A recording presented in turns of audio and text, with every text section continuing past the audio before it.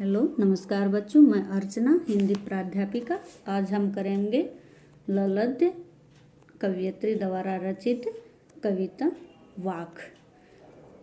हम जिस प्रकार से कबीर के दोहे पढ़ते हैं, मीरा के पद, तुलसी की चौपाई, रसखान के सवैये, उसी प्रकार से ललद्य की वाक प्रसिद्ध हैं। ये कश्मीरी भाषा में बहुत ही लोकप्रिय हैं। ये कवयित्री कश्मीरी भाषा में बहुत, जिस प्रकार हमारे यहाँ कबीर, मीरा, तुलसी, रसखान ये प्रसिद्ध हैं, उसी प्रकार से कश्मीर के अंदर ललद्य कवयित्री बहुत प्रसिद्ध हैं। इनको कई नामों से जाना जाता है। लल्लेश्वरी, लल्ला, लल योगेश्वरी आदि कई नामों से जाना जाता है। माना जाता है कि इनका जन्म सन 1320 में हुआ था और इनका देहांत 1391 के आसपास हुआ था। माना जाता है कि इन्होंने बहुत से अपने धर्म और जाति की जो संकीर्णताएं हैं ना, उनसे ऊपर उठकर भक्ति भावना को अपनाया था और धार्मिक आडंबरों का बहुत ही विरोध किया था। लोक जीवन के अंदर इनके विचारों को बहुत ही मान्यता मिली हुई है और इन्होंने अपनी इसके अंदर कोई पंडिताऊ भाषा का प्रयोग नहीं किया है। बहुत ही सरल भाषा का प्रयोग किया है जो हमें पढ़ते ही समझ में आ जाता है। तो इन्होंने अपनी कविता के अंदर कहा है कि भाई ईश्वर की प्राप्ति के लिए किए जाने जो प्रयास हैं वो बिल्कुल व्यर्थ की चर्चा है। दूसरे में बाह्य आडंबरों का विरोध करते हुए यह कहा है कि अंतःकरण से समभावी होने पर ही मनुष्य को चेतना जागृत होती है, मनुष्य की चेतना जागृत होती है। और दूसरे शब्दों में इसने कहा है कि हमें माया जाल में कम से कम लिप्त होना चाहिए। और तीसरे में इन्होंने कहा है कि आत्मलोचन और कवयित्री के आत्मलोचन की अभिव्यक्ति है। वे अनुभव करती हैं कि भव सागर से पार जाने के लिए हमें सदकर्मों की सहायता लेनी होती है, सदकर्म करने होते हैं। और भेदभाव का विरोध और ईश्वर को सर्वव्यापकता का बोध चौथे वाक में है। ललद्य ने आत्म ज्ञान को ही सच्चा ज्ञान माना है। तो हम अब करते हैं इनकी कविता। रस्सी कच्चे धागे की खींच रही मैं नाव, जाने कब सुन मेरी पुकार, करे देव भव सागर पार। कवयित्री जी कहती हैं कि इस जीवन रूपी नाव को मैंने सांसों रूपी कच्चे धागे से मैं खींच रही हूँ, कि मैं अपनी जीवन रूपी जो नाव है इसको सांसों रूपी कच्ची डोर से मैं खींच रही हूँ। जाने कब सुन मेरी पुकार, करे देव भव सागर पार। पता नहीं भगवान मेरी इस पुकार को कब सुनेंगे और इस मेरी जीवन रूपी नैया को पार लगाएंगे। पानी टपके कच्चे सकोरे, व्यर्थ प्रयास हो रहे मेरे। कहती हैं कि पानी कि जिस प्रकार कच्चे सकोरे से, कच्चे बर्तन से पानी टपकता रहता है, उसी प्रकार मुझे लग रहा है कि मेरे द्वारा भगवान को प्राप्त करने के लिए, परमात्मा को प्राप्त करने के लिए जो प्रयास किए जा रहे हैं वो सारे के सारे व्यर्थ हो रहे हैं। कि जिस प्रकार कच्चे सकोरे के अंदर हम पानी को जमा करके नहीं रख सकते, वो टपकता ही रहता है, उसी प्रकार मैंने अपने जीवन में परमात्मा को प्राप्त करने के लिए जितने भी प्रयास किए वो सारे मुझे पूरे होते नजर नहीं आ रहे। जी में उठती रह रहे हूँ, घर जाने की चाह है घेरे। अब कवयित्री जी का जीवन अंतिम समय आ गया है, उनकी आयु है वो पूरी होती नजर आ रही है, उसे उम्र बढ़ती जा रही है। तो वो प्रयास कर रही है कि मेरे द्वारा जो कि मुझे परमात्मा की प्राप्ति हो, और वो परमात्मा के घर को ही अपना घर मान रही है। और वो कह रही है कि मेरे मन में बार बार ये विचार आ रहा है कि मैं जल्दी से जल्दी अपने घर जाऊं, अर्थात है परमात्मा के पास जाऊं, कि परमात्मा से मेरा मिलन हो जाए। तो कह रही हैं कि बार बार मेरे मन में यही इच्छा उठ रही है कि मैं परमात्मा से मेरा मिलन हो और परमात्मा की प्राप्ति मुझे हो जाए। और रह रहकर कहती है कि मेरे हृदय में ये पीड़ा उत्पन्न हो रही है कि मुझे इस संसार को छोड़कर जल्दी से परमात्मा के पास जाना है। खा खाकर कुछ पाएगा नहीं, न खाकर बनेगा अहंकारी।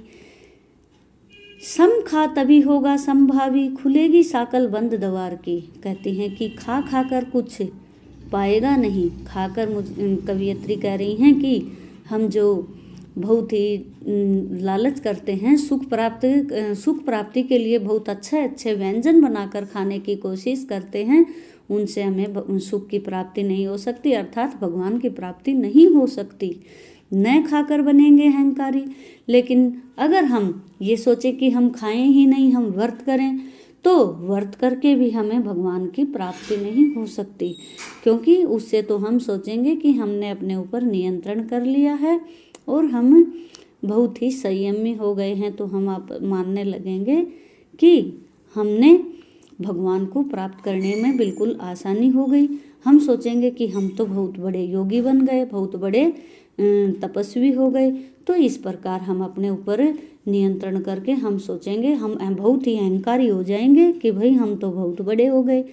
लेकिन कवयित्री कहती हैं कि समखा तभी होगा संभावी, जब हम समानता का भाव रखेंगे, कि हम सभी चीज़ों के प्रति समानता का भाव रखेंगे, कि हमें चाहे कुछ भी मिल जाए हम वही खाने की इच्छा रखें, और हम अपने मन के ऊपर, तन के ऊपर और बाह्य आडंबरों के ऊपर हम जब नियंत्रण रख पाते हैं, बिल्कुल हम समभाव रखते हैं, तभी हम भगवान को प्राप्त कर सकते हैं। खुलेगी साकल बंद द्वार की, कि हमारी मन की चेतना तभी जागृत होगी जब हमें बाह्य इंद्रियों के ऊपर को अपने वश में कर लेंगे, अपने तन को नियंत्रित कर लेंगे, अपने मन को नियंत्रित कर लेंगे, तभी हमारे मन की साकल खुलेगी, अर्थात तभी मेरा मन है वो बिल्कुल मुक्त हो जाएगा, कि मेरे अंदर जब चेतना जागृत होगी तभी मुझे कुछ मिलने की संभावना मुझे लग रही है, कि हमें बिल्कुल संभाव रखना चाहिए, अपनी इंद्रियों के ऊपर नियंत्रण रखना चाहिए, और अपने ऊपर सभी शारीरिक और मानसिक रूप से हमें अपने ऊपर नियंत्रण रखेंगे, तभी जब हम एक जैसा भाव रखेंगे, हमारे मन में किसी भी प्रकार का कोई भी विचार नहीं आएगा कि हमें क्या करना है, कि भाई हमें भगवान को प्राप्त हम इस तरह से कर सकते हैं। ना तो हमें अहंकारी होना है और ना ही हमें कुछ लालची होना है, तभी हम भगवान की प्राप्ति कर सकते हैं, तभी हमारी मन की चेतना जागृत हो सकती है। फिर कहती हैं कि आई सीधी राह से गई न सीधी राह, सुषमनु सेतु पर खड़ी थी बीत गया दिन आहा।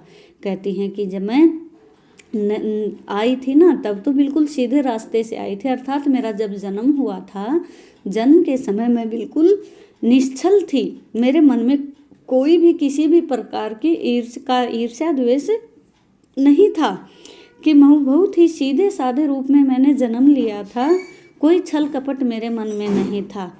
लेकिन सुषुम सेतु पर खड़ी थी, कि सुषमना नाड़ी रूपी कहती हैं कि पुल के ऊपर जब मैं खड़ी थी, हठ योग करके ये मैं खड़ी थी कि मुझे तो जाना ही है, कि मुझे तो भगवान की प्राप्ति करनी ही है। तो कहती हैं कि मुझे पूरा दिन बीत गया, पूरा दिन मुझे लग गया, वहाँ खड़े खड़े लग गया। मैं सोच रही थी लेकिन मुझे रास्ता दिखाई नहीं दे रहा था, सुषमना रूपी पुल पर खड़े होकर, कि मुझे रास्ता तो दिख रहा था लेकिन अज्ञानतावश में उस रास्ते पर चल नहीं पा रही थी। लेकिन कह रही हैं कि जब मैं उस सुषमना रूपी नाड़ी रूपी पुल के ऊपर खड़ी थी, तब मेरे मन में आया कि मैंने अपनी जेब को टटोला कि भाई मुझे ये जाना है, मुझे नाव में बैठकर दूसरे किनारे पर लगना है। तो मैंने अपनी जेब को टटोला, मैंने देखा कि मेरी जेब तो बिल्कुल खाली है, अर्थात मैं जब मांझी आएगा, जो नाविक आएगा, उसको मैं उत्तर में क्या दूंगी, उसको मैं किराए के रूप में मैं उसे क्या दूंगी, कि अर्थात इस माध्यम से कवयित्री कहना चाह रही हैं कि जब मैंने अपना आत्म मंथन किया, अपने जीवन का आत्म मंथन किया, तो उस समय मैंने सोचा कि मैं गुरु को या ईश्वर को क्या बताऊंगी कि मैंने अपने जीवन में क्या अच्छा कार्य किया और क्या बुरा कार्य किया, क्योंकि अच्छाई अंत समय में आदमी के साथ उसकी अच्छाई और बुराई ही जाती है। तो उसके जो सद्कर्म होते हैं, अंत में व्यक्ति यही देखता है कि मैंने अपने जीवन में कोई सद्कर्म किए या नहीं किए, कोई अच्छे कार्य किए या नहीं किए, और फिर सोचता है कि मैंने कोई अच्छा कार्य नहीं किया तो मैं अब भगवान को जाकर क्या उत्तर दूंगा। अर्थात कवयित्री इस माध्यम से कहना चाह रही हैं कि हमें अपने जीवन में बहुत अच्छे कार्य करने चाहिए, ताकि जब हम इस संसार को छोड़कर परमात्मा के पास जाएं तो हम परमात्मा को जवाब दे सकें कि हमने ये अच्छे कार्य किए, हमने ये सद्कर्म किए। तो इस प्रकार से कवयित्री जी के माध्यम से हमें उसी रास्ते पर चलना चाहिए, सद्कर्म करते रहना चाहिए, हमें बहुत अच्छे कार्य करने चाहिए अपने जीवन में। तो कहती हैं कि थल थल में बसता है शिव ही, भेद न करना कर क्या हिंदू मुसलमान, ज्ञानी है तो स्वयं को जान, वही है साहिब से पहचान। अब अंत में कवयित्री जी कहना चाह रही हैं कि थल थल में बसता है शिव ही। शिव के माध्यम से कवयित्री जी इस परमात्मा का ही जिक्र करना चाह रही हैं कि ये जो शिव है, ये जो प्रभु है, ये प्रत्येक कण में बसता है, थल थल में बसता है, प्रत्येक जगह के ऊपर निवास करता है, प्रत्येक कण कण में इसका निवास है। भेद न करना क्या हिंदू मुसलमान, तुम आपस में ये भेद मत करो कि कौन हिंदू है कौन मुस्लिम है। हिंदू मुस्लिम के नाम पर तुम मत लड़ो कि प्रत्येक इस जगह पर, प्रत्येक कण में, प्रत्येक जगह पर परमात्मा का निवास है, परमात्मा बसता है प्रत्येक जगह पर। कोई हिंदू और मुस्लिम नहीं है, सभी इस परमात्मा की देन है, परमात्मा के द्वारा बनाए गए हैं। ज्ञानी है तो स्वयं को जान, अगर तू ज्ञानी है, अपने आप को ये कह रहा है कि मैं बहुत ज्ञानी हूँ, ज्ञानवान व्यक्ति हूँ, तो अपने आप को जान कि तू खुद क्या है, अपने आप को पहचान, क्योंकि परमात्मा ही तो है आपके जीवन का आधार, कि वही आपके भीतर है, वही आपके जीवन की गति का आधार है ईश्वर को, कि वही है साहिब से पहचान, कि ईश्वर सर्वव्यापक है, इसलिए धर्म के आधार पर उसमें भेदभाव नहीं करना चाहिए।